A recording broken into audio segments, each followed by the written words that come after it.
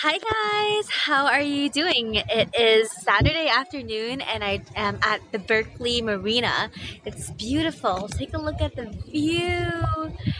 And it's right at the tip of this western point of Berkeley.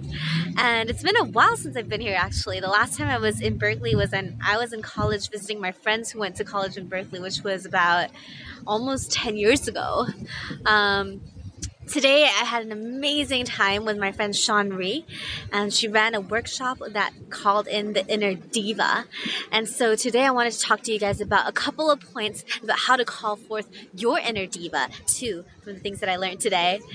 Because the problem is when we don't call in our inner selves, what we sometimes face is that we might not be fully embodying our power. And the topic of femininity and power has been a huge topic in the last couple of weeks or last couple of days. So number one thing that I learned through the workshop was to embody power. And there's four types of archetypal ways in which we can perceive power. One of them is the sensual self, feminine energy. Another one is the warrior self, the one that's just like, ah. And of course, there's also ways in which you can be the peaceful and silent, but very present sense of power. And then lastly, there is the playful and fun power. And one of the coolest things that I learned today was around anger and being able to transmutate the energy of anger. So what she told us today, so what anger is that anger is oftentimes an energy that we either suppress or we let fully blow out of control. And in business especially, we have been taught to suppress those emotions because it's unprofessional, which is great.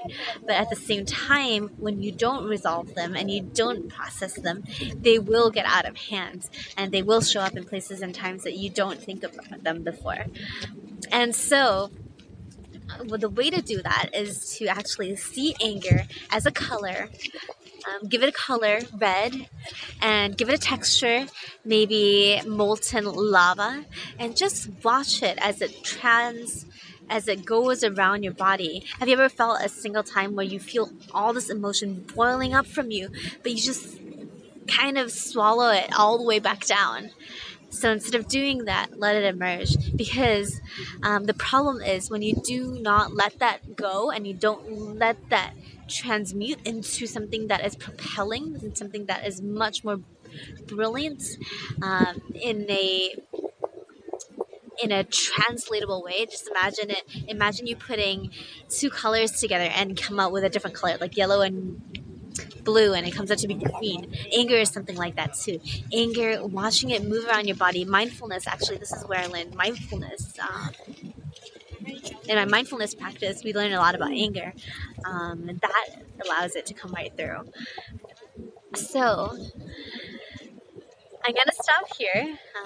Two powerful things to take away from today is learning the power of embodying emotion, acting it out, and also observing it and being mindful of it, because those two are things that will dramatically increase your emotional well-being, which is closely tied to how you manage your time, how to manage your success, and how to manage your goals this quarter. With that, I'm gonna go ahead and meet my high school alumni from Shanghai all the way in Berkeley at the Seawell restaurant. It is the one right there. The one right there, kind of like hanging off. Bye!